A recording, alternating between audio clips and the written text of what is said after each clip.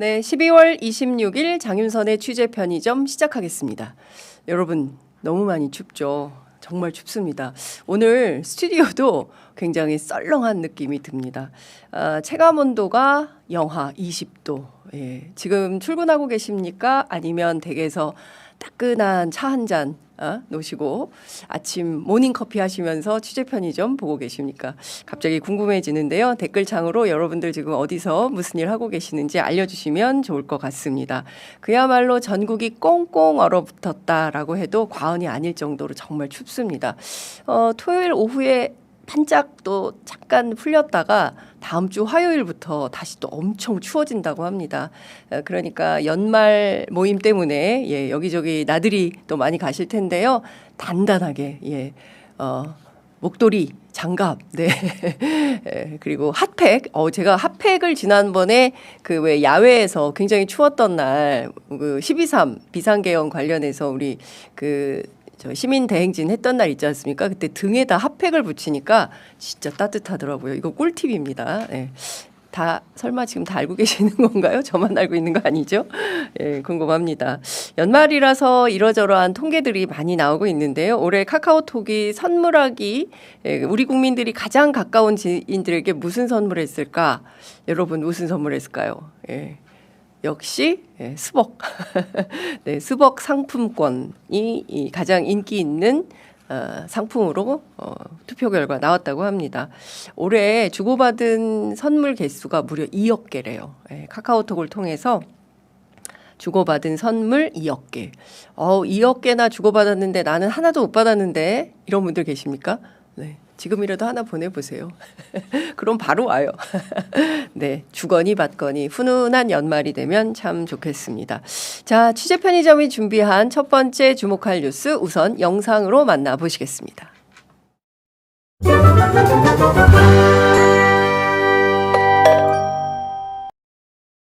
SNS에 올렸는데 그때 뭐 가족에 관한 얘기긴 하지만 며느리가 아마 베트남은 들어갈 때 그 사설 패스트 트랙이 그때 당시에 있었던 것 같아요.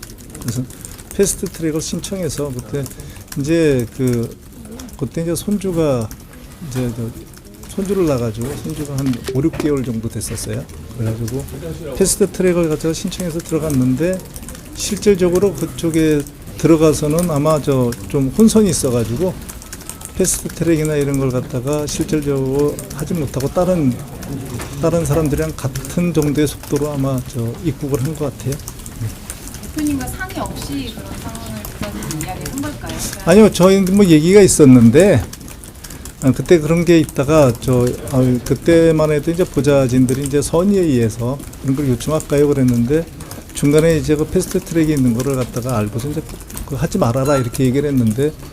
보좌진들은 이제 선의에서 했었는지는 잘 모르겠습니다. 어떤 숙박권을 갖다가 그렇게 이용했던 것은 적절하지 못했던 것 같고요. 즉시 뭐 반환 조치하겠습니다. 아직 그 구자를 갖다 받지 못해가지고 그런데 바로 반환 조치할 것이고요. 처음에 뉴스를 대할 때 70만 원 뭐 이렇게 식사를 했다는 거와 38,000원 확인해 보니까 38,000원이다. 이걸 좀 더 확인을 했으면 좋았을 것 같다. 혹시 의심을 받을까 해서 저만이 아니라 다른 의원님도 같이 확인을 했는데요. 그거 보면 이제 한 30만 원 정도 좀 넘는 그러니까 34만 원 정도 뭐 이런 정도의 금액이었습니다. 네, 저희 댓글창에도 아주 뜨거운 댓글들을 많이 보내주시고 계십니다. 저 출근했습니다. 너무 춥네요. 커피 하시고요. 네. 크리스마스, 뉴욕은 아직 크리스마스 저녁입니다. 내일 하루 더 일하면 주말에 또 쉬니까 개꿀 이렇게 하셨는데요. 자, 앞서 보신 것은 크리스마스 이브에 김병기 원내대표가 더불어민주당 출입기자들에게 본인 의혹과 관련된 내용을 해명하는 장면 여러분들 함께 보셨습니다. 연일 전직 보좌진과 쌍방폭로 난타전을 이어가고 있습니다. 김병기 원내대표는 어제 성탄절입니다. 어제 전직 보좌진들의 단텔방 이른바 여의도 맞돌이를 공개하고 보좌진들이 그동안 어떤 패륜적 막말을 했는지 올리고 자, 국민들께서 이런 사람들 어떻게 생각하시는지 평가해 주세요라고 올렸습니다. 대략 내용은 이런 겁니다. 제보자는 과거 함께 본인과 일했던 전직 보좌 직원으로 추정이 되고 교묘한 언술로 공익 제보자 행세를 하고 있고 그들은 선을 넘어도 한참 넘었다. 마음은 무겁고 착잡하지만 이제는 그들과 있었던 일들을 밝힐 때가 됐다며 단텔방 일부를 공개하기도 했습니다. 이 비밀 대화방이 만들어진 시점은 지난해 12월 4일 비상계엄 이후고요. 모두 6명의 보좌진이 만든 이 단텔방에서 이들은 내란을 희화화하고 또 동작군의 구의원을 도찰해서 성희롱을 했으며 차마 입에 담기 어려운 말들로 본인과 가족을 난도질했다. 이렇게 김병희 대표는 주장을 했습니다. 그리고 관련해서 극히 일부분만 공개하겠다며 캡처 화면을 SNS에 올렸죠. 근데 이것도 정보통신망법 위반이 될 수 있다고 해서 저희가 이 내용은 올리지 않습니다. 그리고 이런 말을 했습니다. 전직 보좌 직원들은 절대 약자, 그리고 의원은 절대 강자. 이런 단순 도식과 그들은 피해자이고 또 국회의원은 가해자라는 왜곡된 서사는 결코 용납할 수가 없다. 이제 숨기지 않겠다고 밝혔습니다. 함께 일할 때 서로 신뢰 속에서 오갔던 말과 부탁, 도움이 이제는 갑질이라는 이름으로 둔갑했고 몰래 자신과 대화한 내용을 녹음한 뒤에 사실과 왜곡, 허위를 교묘히 섞었다. 이렇게 비판을 했습니다. 사이가 좋을 때는 부탁이고 도움이고 뭐 친한 형 동생이었는데 사이가 나빠지니까 갑질이 된 거다. 굉장히 본인 억울하다. 그리고 저 사람들은 무조건 보좌관이니까 약자고 나는 국회의원이니까 가해자야. 이건 왜곡된 서사여서 결코 용납할 수 없다. 굉장히 억울함을 표현하고 있는 것이죠. 이 내용이 올라오자마자 관련해서 전직 보좌진은 언론에 본인의 입장문을 배포했습니다. 그 내용을 통해서 이 대화방 얘기하는 거죠. 이 대화는 김병기 의원의 부인이 막내 보좌진의 계정을 당사자 동의 없이 자신의 폰에 설치해서 취득한 것이다. 그러니까 그 막내 보좌관의 계정을 자기 휴대폰에 아이디와 비밀번호를 넣고 들어가서 그 막내 보좌진인 것처럼 하면서 이 내용을 들여다봤다. 이 얘기죠. 이것은 통신보호비밀보호법 관련된 그리고 정보통신망법 위반이라고 이 보좌진은 주장하고 있습니다. 또한 이 전직 보좌진은 계엄 당일 전원 우리는 국회에 나와서 밤을 새우며 국회를 지켰다. 이렇게 얘기하고요. 보좌진들의 사적 대화로 일부 욕설 등이 포함돼 있으나 불법적인 내용은 전혀 없었고 성희롱 주장은 명백한 허위 사실이라고 주장했습니다. 김병기 의원이 집 앞에 보좌진을 2시간 이상 대기시키는 동안에 이모 구의원의 부적절한 일탈 행위를 목격한 것이 전부다. 이렇게 주장하는 겁니다. 이 대화방은 김병기 의원에 대한 압수수색에 대비한 업무방이었고 대화 내용은 대부분 업무 그리고 김병기 의원 그 부인에 대한 규탄에 해당한다고 주장했습니다. 이 사람들은 김병기 의원이 전체 가운데 일부만 발췌해서 왜곡하고 있다면서 김병기 의원 등에 대해서 허위사실 적시에 의한 명예훼손 그리고 통신보호비밀보호법 위반 등으로 고소를 했고 공익제보 및 보호조치도 요청한 상황이다. 그러니까 본인들의 신분을 국민권익위원회의 공익제보자로 받아들여 달라라고 요청한 상태다라고 주장했습니다. 아마도 제보자로 지정이 되면 그때는 직접 나서서 본인이 그동안 어떤 일들이 있었는가를 기자회견 등을 통해서 밝히지 않을까 싶습니다. 기자들에게 일단 이 내용은 익명으로 전달이 됐습니다. 그러나 조만간 사건이 본격화되면 실명도 곧 나오지 않을까 생각합니다. 말 그대로 진흙탕 싸움입니다. 뭐라고 해야 됩니까? 그 의원과 보좌진의 특수관계들이 있어요. 근데 이 특수관계를 기자들은 많이 알고 있습니다. 때로는 저 너무 과한데 뭐 이렇게 기자들이 비판하기도 하고 또 의원들 사이에서 특히 초선으로 국회에 들어간 사람들은 재선, 3선, 다선 의원들이 보좌진들에게 하는 행동을 보고 나 너무 놀랬어라고 하면서 친한 기자들에게 또 고발을 하기도 하죠. 왕왕 있습니다. 그리고 김병기 의원의 이런 내용은 꽤 오래전부터 기자들에게 알려져 있었습니다. 그러나 제보자가 확실하게 특정되지 않았기 때문에 기자들이 기사를 쓸 수 없었던 것이죠. 그런데 최근 들어서 한겨레, MBC 등에 계속 제보자가 관련 내용을 제보하고 있는 것은 이제는 뭐 더 이상 참지 않겠다, 소송전으로 나가겠다라고 하는 것 같습니다. 특히 쿠팡 같은 경우가 굉장히 결정타가 아니었나 싶고 CBS 단독 보도도 아마도 그분의 제보가 아닌가라는 생각을 하게 됩니다. 어제 오전 김병기 대표가 보좌진을 사실상 공개하는 그런 글을 올리고 나서 MBC에서 또 다른 단독 보도가 곧바로 이어져 나왔습니다. 앞서 소개해드린 대로 김병기 원내대표의 지역구는 서울시 동작구인데요. 관할병원인 보라매 병원에서 아들과 부인이 진료 특혜를 받은 정황이 있다라는 내용이 또 나온 것입니다. 물론 김병기 원내대표는 이 점도 사실이 아니라고 기자들에게 언론 보도문을 배포했습니다. 예약 부탁이 특혜 의전 지시로 둔갑을 했다. 그러니까 본인은 예약을 부탁한 건데 이게 마치 특혜 의전인 것처럼 특혜 의전을 지시한 것처럼 둔갑했다라는 것이죠. 본인의 배우자와 아들 일로 보라매 병원 측에 특혜나 의전을 요청하거나 받은 사실이 전혀 없다라고 반박을 했습니다. 아들은 우크라이나 작전에서 다쳐서 귀국한 후에 응급치료가 필요했고 다른 사람들처럼 병원 접수 후 호명되는 순서를 따랐으나 다만 영상 촬영, MRI죠. 영상 촬영만 보라매 병원에서 했고 치료는 다른 병원에서 받았다. 특혜가 있었다면 보라매 병원에서 치료를 받았을 것이다 라고 했는데요. 관련해서 MBC 기자가 취재를 했어요. 당일 MRI 촬영이 가능합니까? 불가합니다. 예. 당일 MRI 촬영은 불가하다. 왜? 예약자가 많기 때문에 미리 예약을 해서 접수한 사람들에 대해서만 MRI 촬영을 할 수가 있다라고 확인이 됩니다. 당내 최고령 박지원 의원은 이런 얘기를 합니다. 보좌진을 탓하기 전에 자신을 먼저 돌아보라고 질타를 했고요. 다른 의원들도 제가 여러 갈래로 전화 취재를 해보면 다들 곤혹스러워합니다. 물러나는 것이 맞다 이렇게 수긍하기도 하고요. 당내 우려는 일파만파 커지고 있습니다. 아마도 오늘 청와대 브리핑에서 관련된 문제가 기자들의 질의로 나올 텐데요. 대통령실 청와대는 어떤 입장일지 저희가 주목이 됩니다. 민주당 국회의원들이 가장 많이 들여다보는 게시판이 있습니다. 딴지일보 게시판인데요. 그 게시판에 제가 오늘 들어가서 자유 게시판 가운데 베스트 게시판에 들어가 봤어요. 제목만 조금 읽어보겠습니다. 정청래 대표님, 김병기 정리해야 합니다. 가진 권한을 쓰세요. 민주당 국회의원님들 너무 조용하십니다. 비겁합니다. 예. 김병기 원대는 이제 사퇴해야 돼요.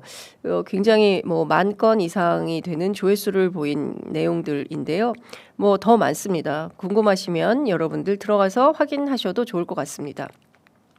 김병기 사태는 뭔가 이상합니다. 뭐 등등의 어제 제가 보니까 굉장히 많은 글들이 올라오고 있는데 관련해서 의원 단텔방에 김병기 원내대표가 본인의 잘못을 사과하고 늘 든든한 버팀목이었던 의원님들과 함께 이 어려움을 난관을 돌파하겠다라고 했다는데요. 더불어민주당 국회의원들이 어떤 집단 지성의 힘을 발현하게 될지 지켜보도록 하겠습니다. 오늘 아침 한겨레 신문에 실린 아침 햇발, 박용현 논설위원이 쓴 글인데요. 제목은 아름다운 석양의 판사를 위하여라는 글입니다. 그런데 독재에 짓눌렸던 1968년 신동엽 시인이 발표한 산문시 1의 일부를 소개했어요. 오늘 아침에 시 한번 읽어볼까요? 신동엽 시인의 시입니다. 스칸디나비아라던가 뭐라고 하는 고장에서는 아름다운 석양 대통령이라고 하는 직업을 가진 아저씨가 꽃 리본단 딸 아이의 손을 이끌고 백화점 거리 칫솔 사러 나오신단다. 휴가여행 떠나는 국무총리, 서울역 3등 대합실 매표구 앞을 뙤약볕 흡쓰며 줄지어 서 있을 때 그걸 본 서울역장 기쁘시겠소라는 인사 한마디 남길 뿐 평화스러이 자기 사무실 문 열고 들어가더란다. 황토빛 노을 물든 석양 대통령이라고 하는 직함을 가진 신사가 자전거 꽁무니에 막걸리 병을 싣고 삼십리 시골길 시인의 집을 놀러 가더란다. 우리가 꿈꾸는 나라의 권력자, 지도자 이런 거 우리 꿈꿨던 거 아닙니까? 문재인 대통령 후보 시절에 제가 인터뷰했을 때 어떤 얘기 했냐면요. 남대문 시장에서 퇴근길 남대문 시장에서 소주 한 잔 걸치는 그런 대통령이 되고 싶다고 했습니다. 광화문 대통령 시대를 열면서 출퇴근하는 대통령의 모습을 만들겠다고 했는데 결국 못했죠. 이재명 대통령 현장 굉장히 많이 가고 있습니다. 국회의원들에게도 기대하는 바 큽니다. 대한민국 민주주의가 굉장히 성숙한 나라이고 이 성숙한 민주주의에서 수많은 국민들이 원하는 것은 우리를 닮은 제가 굉장히 감탄했잖아요. 이재명 대통령 딱 시작하자마자 라꾸라꾸 침대 딱 갖다 놓고 김밥 드시면서 회의하고 그리고 어떻게 했습니까? 야근하는 대통령. 우리처럼 똑같이 야근하라는 건 아니지만 범인을 닮은 시민을 닮은 그런 권력자 지도자 우리 국민들은 이런 거 원하는 거 아닙니까? 그래서 우리가 보편적 민주주의 그리고 모두가 참여하는 참여민주주의 이런 거 원하는 거 아닐까요? 자, 뭐 댓글에 비판도 많이 있는데요. 여러분들 생각은 어떠신지 저도 귀를 기울여 보도록 하겠습니다. 자, 두 번째 준비한 소식 영상으로 만나보시겠습니다.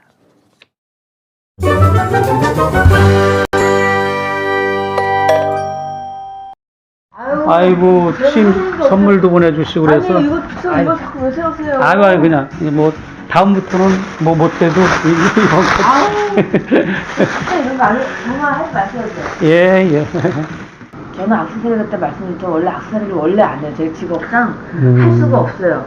하고 싶어도 저는 제 사진보면 전 맨날 이런 수트만 입고 있어요. 무지개입자다 보니까 그렇게 악세사리나 이런 걸 원래 아주 옛날에 샀을 거 아예 안 샀거든요. 근데 이제 해외 순방 간다고 최소한 악세사리가 있어야 될 것 같아가지고 다 어떻게 해가지고 빌린 거예요. 그걸 갖다가 못 그러면 저는 그게 얼마짜리일지도 모르고 빌린 건데 저는 깜짝 놀랐어요. 저도 어디 건지 모르는데 해가지고 다시 봐도 참 천연덕스럽죠. 그 시계 보셨습니까? 바쉐린 콘스탄틴을 우리가 거기서 찾아냈잖아요. 누가 KBS 기자가. 저는 대단한 정말 눈 밝은 기자가 그걸 딱 캐치해서 보도를 해서 야 김건희라는 사람이 도대체 어떤 사람인지를 적확히 알 수 있는 그런 영상이 아니었나라는 생각이 좀 듭니다. 앞서 보신 영상은 최재형 목사가 서울의 소리 언더커버가 되어서 김건희 씨에게 디올백 건네던 날 그날 촬영한 영상의 일부입니다. 액세서리 같은 거 안 해요. 아우 목사님 이런 걸 왜 사오세요. 다음엔 절대 이런 거 사오지 마세요. 그러면서 다 어떻게 해요? 봤죠. 아유 뭘 이런 걸 그러면서 다 봤잖아요. 왜? 아무것도 아닌 사람이니까 싹 다 받아도 된다고 생각했던 거죠. 참 가관입니다. 라는 생각이 좀 듭니다. 그런데 그녀가 이렇게 활개칠 수 있었던 뒷배가 뭐라고 생각하십니까? 저는 검찰이라고 생각합니다. 남편이 중앙지검장이야. 우리 남편이 검찰총장이야. 야, 심지어 대통령이 됐어. 내가 못할 게 뭐가 있겠니? 라는 생각으로 기세등등했던 거 아닌가. 뭐가 됐든 어떻게 됩니까? 다 봐주잖아요. 명품백 수수 의혹 수사해라. 얼마나 취재 편의점을 비롯한 수많은 언론들이 요구했습니까? 꿈쩍도 안 했던 검찰이 막상 어떻게 됐습니까? 이원석 검찰총장 7초 침묵 후에 총선에서 대패한 이후에 김주현이라는 사람을 민정수석으로 세워가지고 검찰 라인을 싹 바꿔서 송경호 중앙지검장을 부산 고검장으로 그래서 그때 나온 말이 좌천성 승진 인사라는 거 아닙니까? 그리고 나서 전주지검에 있던 이창수라는 사람을 중앙지검에 올려서 소위 얘기하는 황제 출장 조사를 받고 어떻게 했습니까? 싹 다 면죄부를 주었죠. 그런데 역시 특검은 다른 것 같습니다. 민중기 김건희 특검은 검찰이 무혐의 처분하고 재항고로 대검에서 현재 계류 중에 있는 김건희 씨의 명품백 사건을 최근에 이첩받아서 검찰의 결론을 뒤집고 김건희 씨를 재판에 넘기는 방안을 적극 검토 중이라고 한겨레가 어제 보도했습니다. 한겨레 신문에 따르면 특검팀은 이 사건을 비롯해서 김 씨를 비롯한 각종 금품 수수 의혹 사건을 오늘 일괄 처리할 방침이라고 하는데요. 앞서 특검팀은 김 씨의 도이치모터스 주가 조작 사건도 혐의 없음으로 처분했던 중앙지검 판단을 뒤집고 자본시장법 위반 혐의 혐의로 김 씨를 구속 기소한 바 있죠. 최재형 목사로부터 김 씨가 디올백 받은 것과 관련해서 시민단체는 윤석열, 김건희 두 내외를 청탁금지법 위반 혐의로 고발을 했지만 검찰은 모두 불기소 처분한 바 있습니다. 대통령 직무 관련성 인정이 안 되고 김 씨가 단독으로는 뇌물수수, 공무원이 아니기 때문에 뇌물수수 주체가 될 수가 없어서 이거 다 불기소 처분한다라는 게 이유였습니다. 당시에 국민권익위원회 관련해서 그 결정 나왔을 때 얼마나 실소를 금치 못하는 결정 여러분들 다 기억하시죠? 이렇게 권력이 김건희 씨의 뒷배가 돼서 다 움직여 준 겁니다. 김건희 씨가 이명수 기자하고의 7시간 대화에서 얘기하지 않습니까?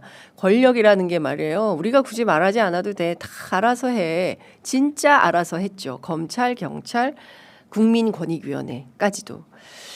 자, 특히 최재형 목사가 검찰 수사 받으면서 내가 뇌물 준 거 맞아요. 대가성을 인정하는 취지의 발언을 했습니다. 이것은 최재형 목사도 처벌받게 되는 거예요. 왜냐하면 뇌물죄는 쌍벌 아닙니까? 준 사람, 받은 사람 모두 처벌받기 때문에 최재형 목사 입장에서는 상당히 자신의 리스크를 감수하고 검찰 수사를 받은 겁니다. 그럼에도 이 관련된 내용 조서에 남았습니까? 1절 남기지 않고 끝냈어요. 이것도 정말 황당하고 기가 막힌 일이죠.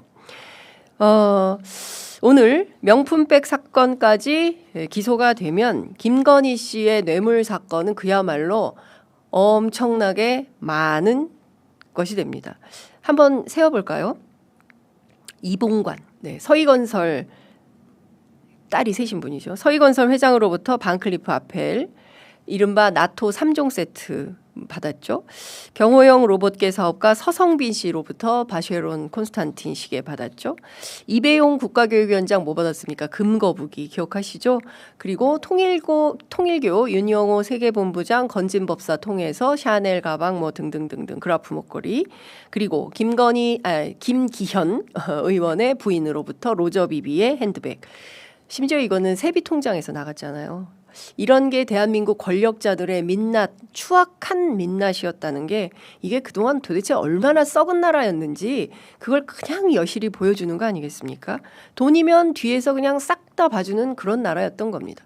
1절 이런 거 안 된다고 하는데 김병기 원내대표 사태가 또 이렇게 터지니 국민들이 헛헛한 겁니다. 민주당은 아닐 줄 알았는데 야, 이거 똑같으면 이거 어떡하는 거지? 그래서 많은 시민들께서 비판을 하시는 것 같습니다. 제가 그 민중기 특검팀이 이번 주 일요일에 마무리하지 않습니까? 조은석 특검의 우를 범하지 않기를 기대합니다. 문을 닫지 않기를 바랍니다. 여기까지가 민중기 특검팀의 역할이었고 그 다음은 바통을 국수본으로 넘기겠다. 그래서 국수본이 수사하다가 또 미진하면 다시 되는 2차 종합특검으로 넘기겠다. 이렇게 릴레이식으로 수사의 문을 열어야 막힘없이 수사가 계속될 수 있다고 생각합니다. 조은석 특검이 사초를 쓰는 심정으로 수사를 개시한다고 해서 수많은 시민들이 응원했습니다. 물론 취재 편의점도 엄청나게 열렬히 했습니다. 그러나 조희대 대법원장 김건희 씨에 대해서 무혐의 종결 처분해버렸죠. 새로운 단서가 나오지 않으면 수사를 개시하기 살짝 어렵다라는 거죠. 며칠 안 남았는데 민중기 특검도 문을 닫지 말고 문을 활짝 열어서 바통을 주고 서로 이어달리기 형태로 수사를 하시기 바랍니다. 자, 56분인데요. 빠르게 다음 준비한 소식 영상으로 만나보시겠습니다.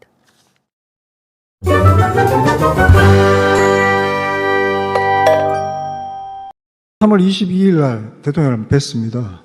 1시간 녹대를 했습니다. 많은 얘기가 있었습니다. 거기서 동의한 내용도 있고요. 동의한 내용이 있었기 때문에 제가 들어가는 거예요.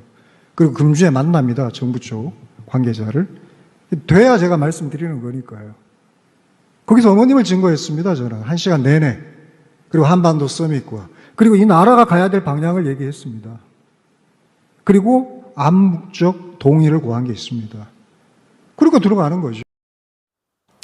네, 윤영호 통일교 세계본부장의 주장은 진짜 우리가 외울 정도죠. 예, 저 영상은 정말 저희가 수천 번 돌려봐도 참 어느 정도나 통일교가 권력의 핵심부에 접근해서 로비를 해서 본인들의 종교적 이익을 취하려고 했었던 것인가. 듣다 보면 계속 소름이 돋게 됩니다. 이 통일교의 로비 행태가 그야말로 만천하 백일하에 드러나고 있는데요. JTBC가 보도한 통일교 PPT에 따르면 전현직 국회의원 23명, VVIP 70명, VVIP를 통한 의인 찾기. 여기서 의인은요, 정말 의로운, 정의로운 그런 사람을 찾는 게 아니라 통일교에게 도움을 주는 그런 사람들을 찾는다는 거예요. 야, 이걸 종교기관에서 이렇게 했다고 상상하기 어려운 정도의 로비의 기술이 아닌가라는 생각이 좀 듭니다. 문선명 때부터 전 세계를 상대로 과감하게 광폭 저희가 조만간 탁질 교수님 모셔서 말씀을 좀 드리려고 하는데 통일교의 로비는 짜치지 않다라는 거예요. 엄청나게 크게. 아시잖아요. 뭐 마이크 펜스, 심지어 트럼프, 뭐 온갖, 뭐 다 나서서 지금 미국에서 로비 그 통일교에 대해서 언론 탄압하지 마라, 뭐 블라블라 얘기하고 있지 않습니까? 이제 이런 것들이 괜히 나오는 게 아니죠. 그동안 주고받은 뭔가가 있으니까 이렇게 해외에서 특히 미국에서 우리가 들어봄직한 엄청난 권력자들이 그런 얘기를 하고 있는 겁니다. 게다가 어제는 채널A 단독 보도로 통일교의 정치권 로비 창구로 지목된 교단의 핵심 관계자가 최근 13시간 넘도록 경찰 조사를 받았는데 본인이 국회의원 100명을 섭외하는 일을 맡았다라는 취지의 진술을 했다는 겁니다. 와, 한 사람이 100명의 국회의원을 섭외한다. 이 섭외라는 건 뭐겠습니까? 결국 로비의 대상으로 앉힌다라는 것인데요. 사실상 통일교 행사 참석과 한학자 총재 연결을 맡았다는 것입니다. 여야 불문 100명의 국회의원 누굴까요? 저는 이 명단이 특검을 통해서 확인되어야 한다라고 생각이 좀 됩니다. 무엇보다 최근에 한겨레 신문은 단독 보도로 통일교는 검찰을 상대로도 로비를 벌인 정황이 한학자에게 보고됐다는 특별 보고 문건이 보도된 바 있습니다. 2017년 8월께 작성된 것으로 추정되는 TM, 그러니까 트루마더 보고에는 센트럴시티 소송 관련 항목으로 우리가 원했던 검사 한 명이 동부지검으로 배치가 됐다. 8개월 동안 준비했던 과정이었다라고 적혀 있습니다. 당시 한학자 셋째 아들 문현진 씨하고 소송 중인 거 알고 계시죠? 관련해서 본인들이 원하는 방향으로 수사가 귀착될 수 있도록 동부지검에 검사를 넣었다는 거예요. 8개월 동안 준비해서 이 검사 누군지 확인해야 되지 않습니까? 중요한 것은 이런 얘기가 있어요. 정원주 전 총재 비서실장, 윤영호 전 세계본부장, 미국 변호사 박모 씨 등이 참여한 메신저 대화에서 2017년 8월 B가 한 장 반 정도 필요하다라는 대화도 오갔고요.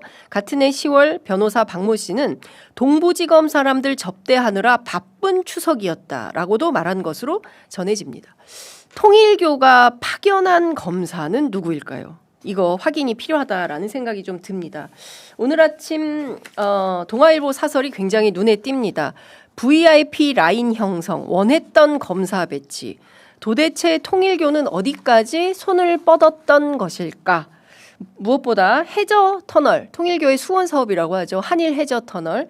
이 해저 터널 로비에 2020년 대선 2년 전부터 정치 라인을 접속했다고 합니다.